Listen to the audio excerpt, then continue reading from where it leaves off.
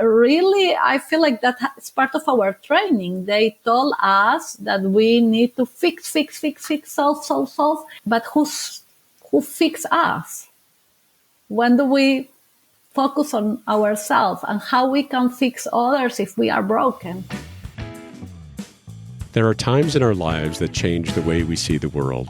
Navigating these challenges can take insight, trusted confidants, or even a coach. Let's explore those moments.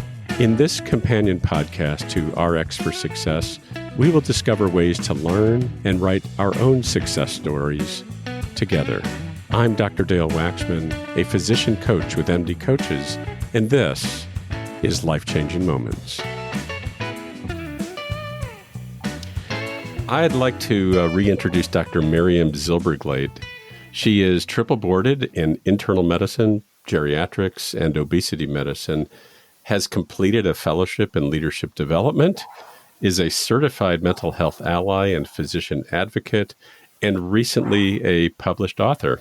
The story of her path into medicine, including retraining upon coming to the U.S. from Peru, is chronicled well in RX for Success podcast number 130, which you can access, as always, on the MD Coaches website or looking up RX for Success in your podcast app. Miriam, welcome to Life-Changing Moments. Thank you so much for having me. Well, really appreciate your willingness to come back and help us, dig a little bit deeper to understand some really fascinating pieces of your journey. The part in RX for Success podcast that jumped out at me was your dedication to the well-being of other healthcare professionals. And I just wonder if we can just begin there with, tell us how that emerged for you. How did that happen? Well, I am an educator. Part of my career, or almost all my career, I shared the time between being a physician and being an educator. I always was in charge of medical students or residents, and in some way that makes you be the mom of the group, or that's at least the way that I used to feel. But initially, I thought that this was just related to how much they will learn in medicine. And I didn't notice that I was also supporting their lives in general. You cannot be a good physician if you are not a good human being. I used to repeat that. I didn't understood at that point what I was really doing until COVID. I feel like COVID created a big gap in the system, and created also this compassion fatigue, where we were seeing the real faces, not only of the system, but also of the leaders and our colleagues, our friends. And we started to see also this not only lack of compassion, but people without their masks and being less polite and being more themselves. And sometimes being themselves was sadly not the best, the best face that we will see from them. And I started to notice abuse, discrimination, neglection, and as a result, fear of retaliation and anxiety and depression and burnout. I didn't notice that before, or not in the magnitude that I saw. And truly, I felt that I was not prepared, because being a physician or having a leadership position doesn't make you a mental health ally, or doesn't make you a coach, or doesn't make you an advocate. And I believe that physicians, sometimes we forget about that we have a lot of amazing skills, but we don't have all the skills. So at the moment that I start training, I start discovering also that my knowledge was just very superficial, that I needed to understand better the mental health situation of my coworkers, and that I needed to start implementing changes, positive changes, to be able to really help them. So if I'm hearing you right, there was a part of you that says, I hadn't really noticed before, even though, I'm an educator and I'm taking care of people's educational needs. And I'm also, it's not just educational needs, but whole life needs, and facilitate an environment for that. Do you have some sense of what opened you up to an awareness that mental health is an issue? What happened for you that allowed that to happen? I believe a couple of things. Number one, I saw many of my residents struggling during COVID because of the change of schedules, the lack of support, the lack of their families, the fear, and etc. So I noticed clearly that they were struggling. Here and there, I will know that someone has a problem. It was kind of individual cases, and I will be available to support that. But in this case, was kind of collective. It was very obvious that the system was not working for them, and was scary, right? Because in the one-to-one situation, you can maybe be helpful and find ways to support. But when you are talking about big groups, all of them are struggling, and having a system that is not ready to provide support or to fix the situation. So that's when I realized that I didn't have the tools either. And that I didn't know exactly, okay, how do I fix this in a collective way? Because this is not a one-to-one situation anymore. It was just so profound. It was not, you can sort of manage individual, through your other parts of your career, you can manage it when there's one person here and there that's going through some challenges and help them get what they need. But this was everybody. This was, This was systematic. This was really, it was around us all the time. You will see the situation in your families. You will see it with your neighbors. You will see it, of course, with your colleagues, with your mentees. It doesn't matter what you were doing with your own kids. It was really massive. And none of us, we were prepared for that. Right. Physicians or not physicians, educators or not.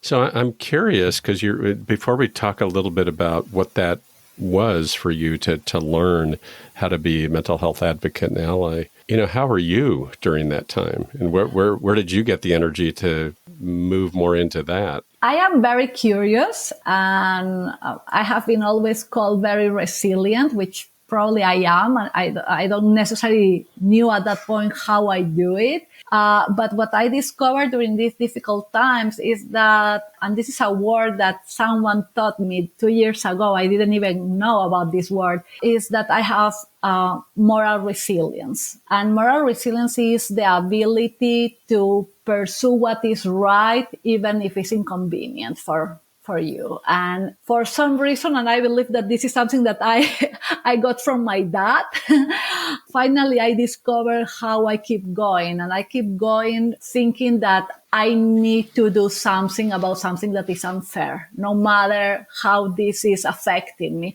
And this has good and bads, right? This is a complex situation, because sometimes you put yourself, and that's exactly what I did, in a situation where your well-being may be jeopardized because you are pushing so hard to get things done correctly that you are forgetting about your own well-being. But that's exactly what moves me, is try to make things right. And that's how I started this process of learning and finding out how I will fix the life of others. And that's also how I discovered that my life was as affected as the life of all of them.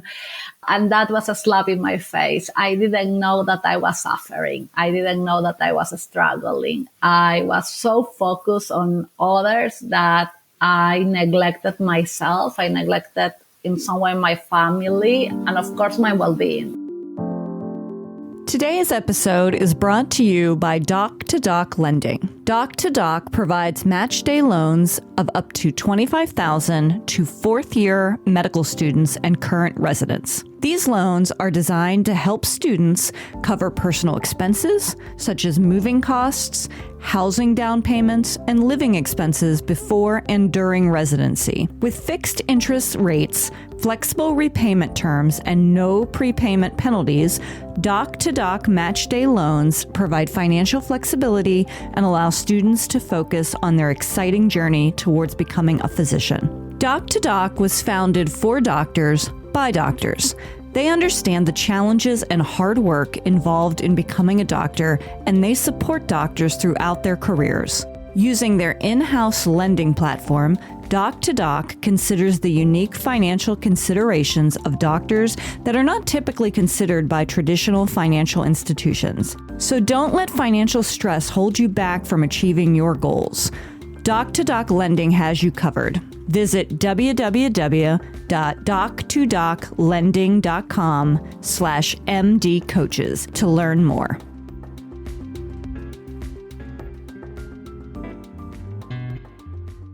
Hi, I'm Rhonda Crow, founder and CEO for MD Coaches. Here on RX for Success, we interview a lot of great medical professionals on how they grew their careers, how they overcame challenges, and how they handle day-to-day work. I really hope you're getting a lot of great information. But if you're looking for an answer to a specific problem, management or administration challenge, or if you're feeling just a bit burnt out, like maybe you chose the wrong career, well, then there's a faster way to get the help you need. No, it's not counseling, it's coaching. RX for Success is produced by MD Coaches, a team of physicians who have been where you are. I know you're used to going it alone, but you don't have to. Get the support you need today. Visit us at mymdcoaches.com to schedule your complimentary consultation. Again, that's mymdcoaches.com, because you're not in this alone. We'll get back to our interview in just a moment, but right now I want to tell you a little bit about Physician Outlook. If you haven't discovered this remarkable magazine, please do so very soon. It was created by physicians, for physicians, to showcase the intersection between clinical and non-clinical interests. Whether it's writing, painting, cooking, politics, and dozens of other topics, Physician Outlook gives a physician perspective. It's available online and in print. It's really unique among physician lifestyle magazines. And like the Prescription for Success podcast, Physician Outlook amplifies the voice of any physician who has something to say. It also engages patients who still believe in physician-led, team-based care. And Prescription for Success listeners can get 3 months free when you enter our promo code RX for Success and select the monthly option at checkout. That's a really great deal on this stunning publication. And now let's get back to today's interview. So moral resilience is moving forward even if you are struggling. If I hear you right, is that? Yeah, it's doing the right things, right? Pursuing what is right, what is fair, even if it's inconvenient, if it's not easy, if it's right, if you will maybe put yourself in a difficult position. And again, I believe it's something very good, but it's something very dangerous if you don't set boundaries, clear boundaries. Yeah. And I didn't set the boundaries. I went for it without setting boundaries to make sure that I was okay. Do you mind saying a little bit about what you learned about yourself in that process? What did you discover? I discovered that I don't know how to say no, something that I am starting to learn. I discovered that boundaries was not existent for me, sadly, and it's part of not being able to say no, but goes beyond that, is really putting yourself in situations where you don't have a safety net sometimes, and that could have, as a consequence, negative outcomes for you or for those that are around you. I learned also that I was using, as many others in the healthcare system, a mask that keep me smiling and looking like I am great, I'm feeling great, and everything is awesome when things were not awesome and I was not necessarily doing well. And something else that I learned is that my behavior can affect the behavior of others, that I have more power than what I really think I have. And I discovered that the day that I started going to the clinic where I used to work with my residents, and not only not use the makeup or the nice clothes that I used to use before COVID, right? And the high heels, but I was using these awful scrubs and my mask in the face to try to protect myself, and the hair, whatever. And I feel like when I remove the physical mask, right, the clothes and the makeup and etc., at some point I didn't need to use the emotional mask. And I started to go to work emotionally naked and be myself. I had an awful night, or I had a disaster weekend with my kids that are tired to be at home for the last 5 months without going out, or I am tired. And at the beginning, I remember my residents being very confused because the resilient and always happy Dr. Z was having bad days. And how is that possible? But what happened days or weeks later is that my office started to be full of people knocking the door, asking if they can speak with me. And when I removed my mask and when I became vulnerable in front of others, especially those under my care, what happened is that they felt so different and more safe to come to me and share their real struggles and to open up and to ask for help. So being vulnerable opened the doors for others to be vulnerable. And that means that it opens the door for me to help others in a different level. And that's when I discovered that vulnerability gives you power, the power to help others. And it's not a weakness, it's a strength. It's a very significant discovery in a short amount of time, Miriam. Wow. I don't know if it was short. For me, COVID was very long in many ways. Then it compressed things, didn't it? It compressed things, yeah.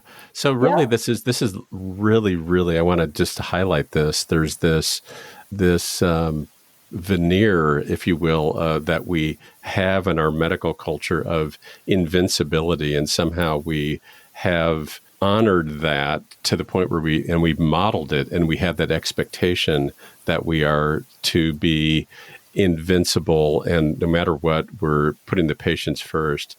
And because of your exposure to the training, but also just, it was just hard during COVID to maintain that when there's so much going on, that dropping into vulnerability not only took care of you, but it allowed you to others to be cared for as well. Yes, and I believe that something that I gain with vulnerability is also the ability to remove this very heavy backpack that many of us, we have to take with us wherever we go, because we need to protect ourselves from others to know who we really are or how we really feel.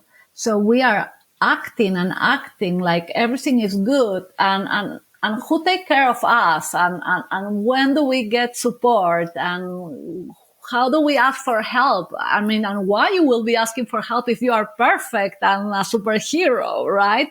So in some way it was liberating. Mm-hmm. It really allows me, to be myself without restrictions. And that's really freedom. That's the real definition of freedom. That's lovely. I love that. Liberating. The thing that's coming to mind is this saying that I've heard others say, we are, after all, human beings, not human doings.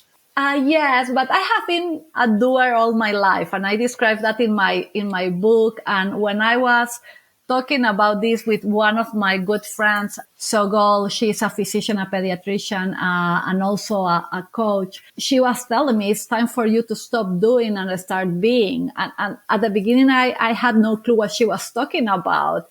But with this idea of solving problems, of not paying attention of how I feel, because we are maybe scared of discovering that we are in pain and we cannot function if we are in pain, right? I have been a doer. I do. And I don't know what to do in one day that is free. I I find another, experiment or adventure just to keep myself busy because I didn't know what to do with myself. Now I started to practice a little of mindfulness and meditation, and I am getting extra minutes, right? Every extra minute is a celebration that I can be me and I am not doing.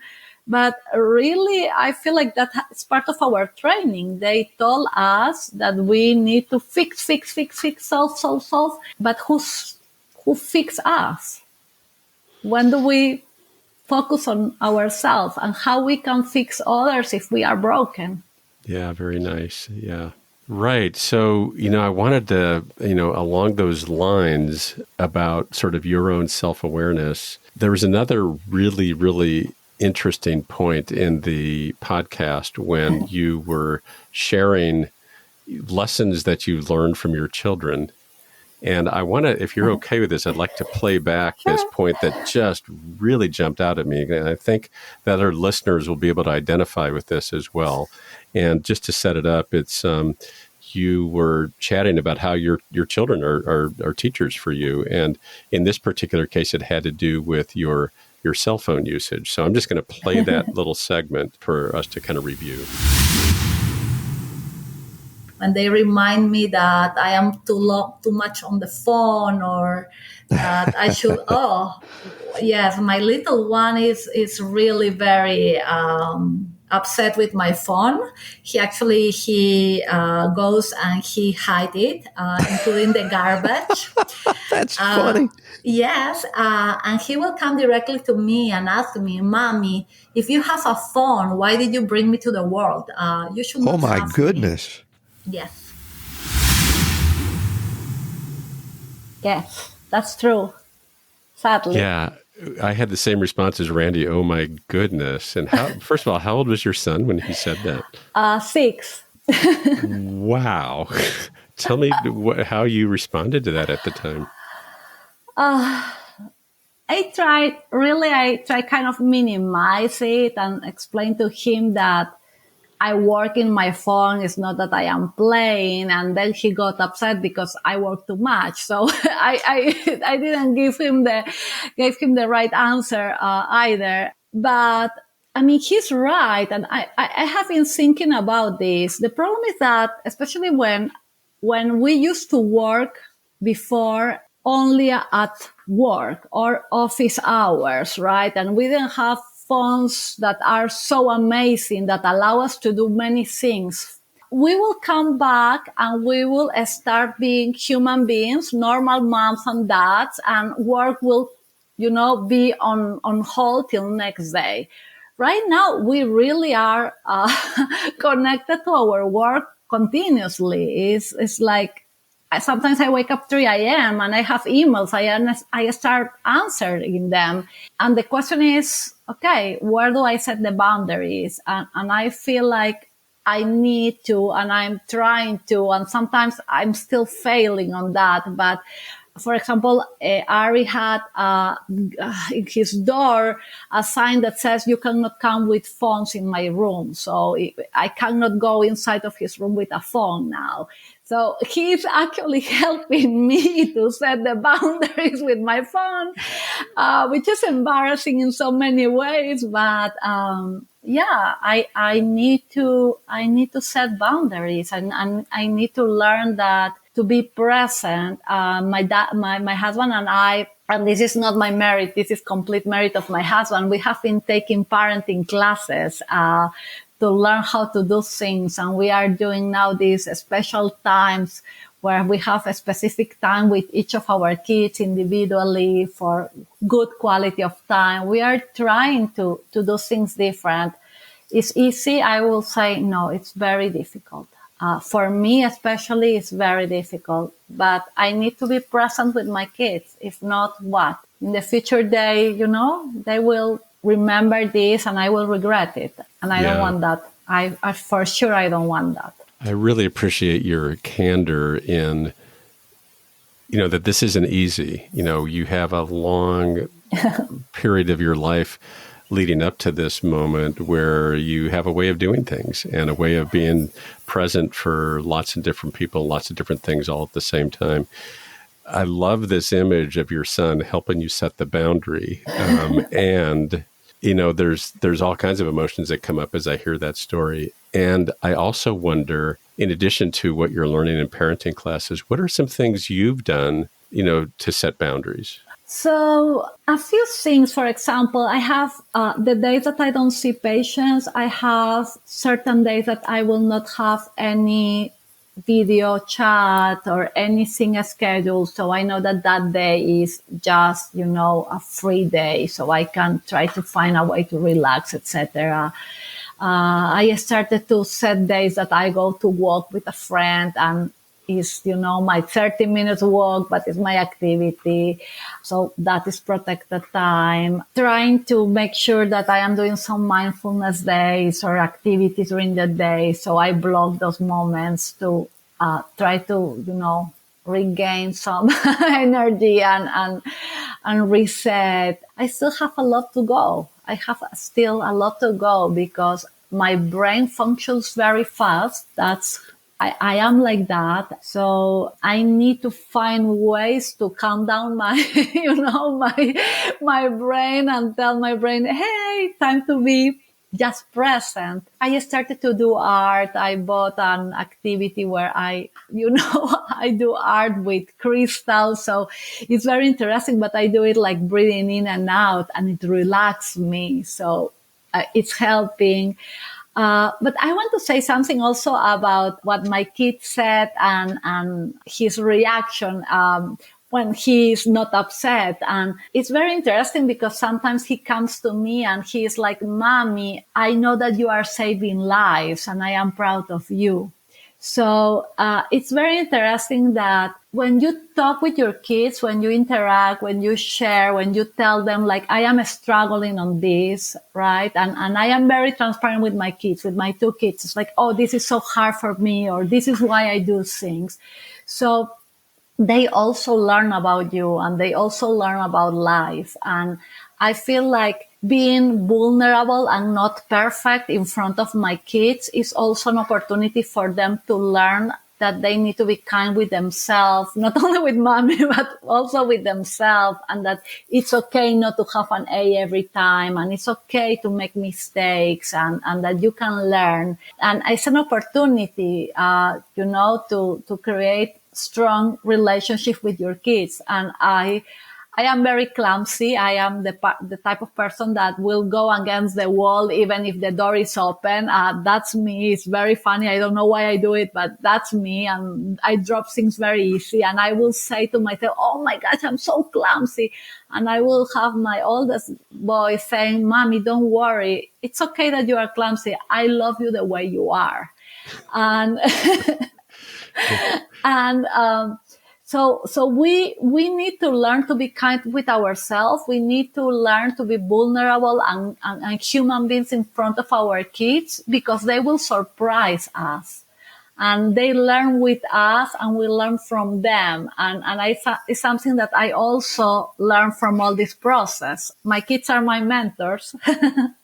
I love this, and the other thing that comes to mind as we're talking, Miriam, is for your children to be saying the things that they are and the insights that they bring and their caring of you. I'm just going to say that says a lot about your parenting. You and your husband, and we're not talking with your husband, but I'm just imagining the environment that they're growing up in. It's a crazy house. Don't think that is a perfect place. It's a crazy house. Oh, sure, of course. With a lot of love, with a lot of trying. We try, we fail. Sometimes we don't fail and we celebrate. And they see us working together. Even during the difficult times, they know that we try our best and that we do this as a group, or this is a team. We repeat that this is teamwork. And I give credit to my husband because, again, I am the doer, and and he's the one that keep us with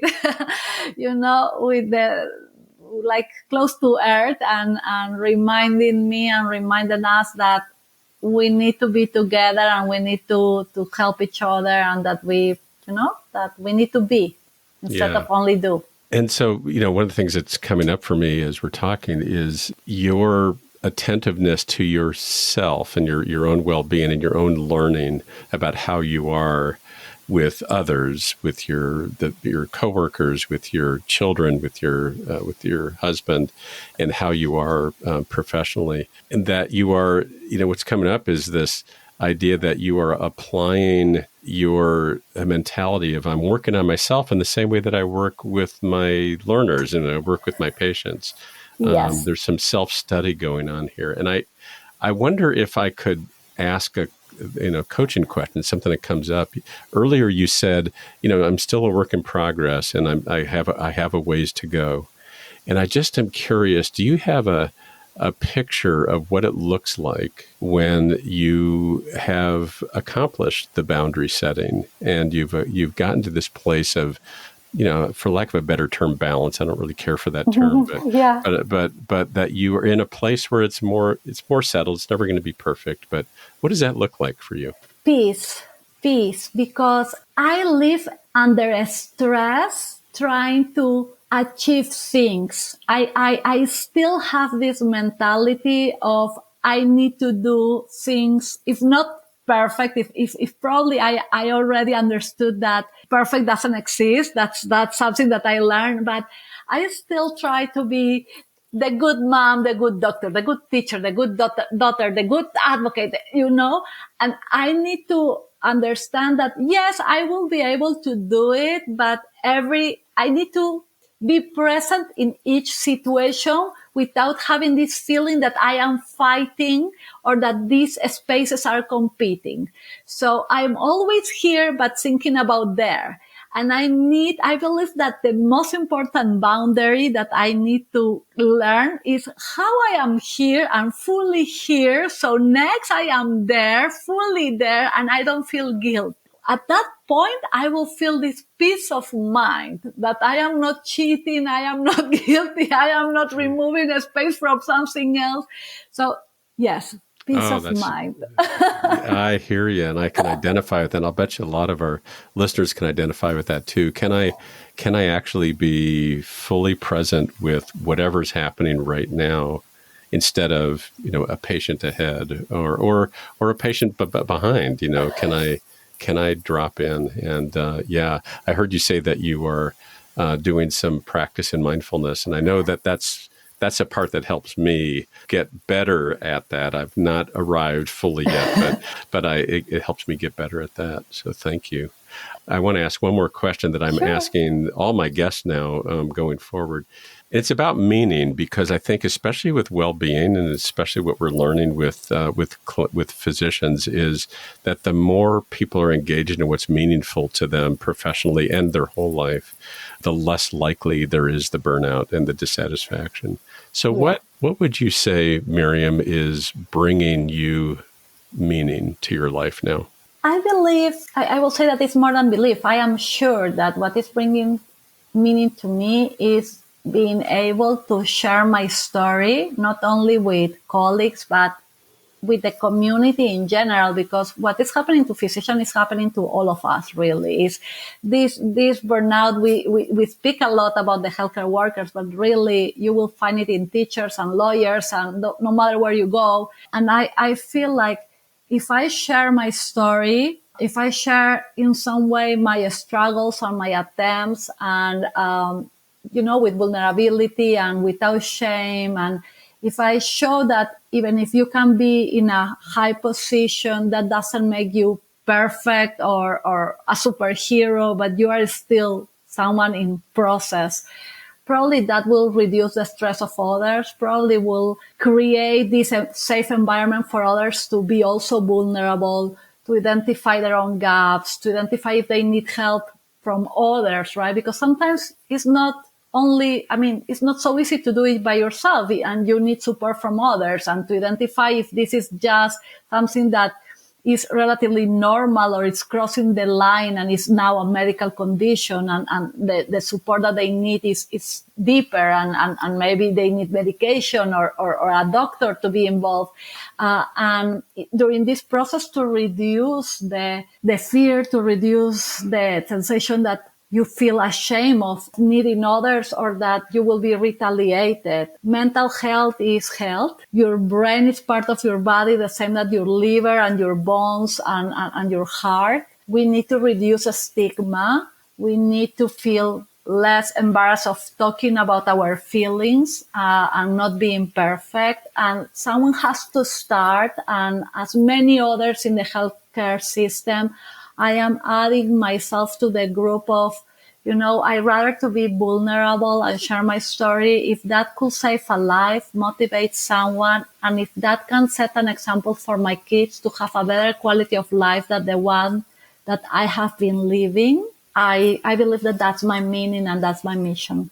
Well, thank you for that. It's there's so many people that benefit from what you have brought to the world, even before you really became really intentional about being vulnerable. And then with this, really bringing that human side of medicine to medicine, which has been sorely lacking. There's certainly we have the humanness, but not as much as perhaps is important to have. So really appreciate your contributions. Thank you. And I believe that we have the humanness against or for others, but we have been forgetting to be human with ourselves. And that's really what is lacking. And we need to go back to ourselves, because the truth is that we cannot help others if we are not in a good shape. And we need to start, it's the oxygen, the mask.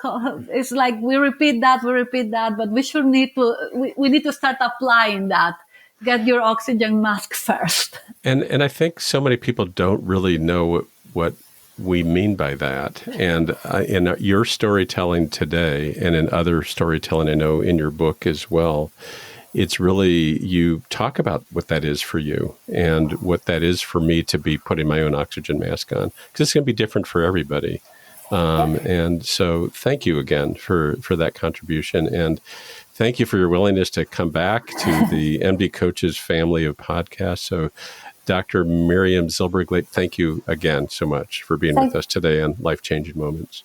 Thank you so much for having me, and thank you for doing this and allowing people to feel better, be better, and to share stories.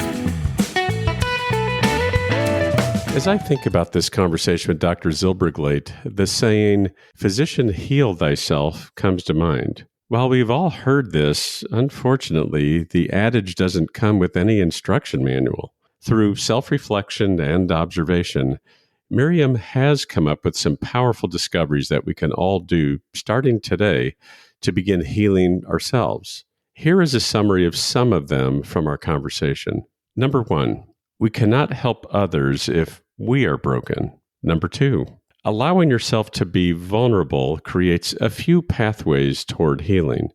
Here are 3 that we discussed. A, when vulnerable with ourselves, we have the opportunity to recognize patterns that are self-damaging. For example, Dr. Zylberglait became aware of her default mode, which is to just keep doing things even during her downtime. And this was making her unwell. This led to her realization that she needed to set boundaries and be intentional about her time. B, vulnerability gives you power to help others, because being vulnerable opens the doors for others to be vulnerable.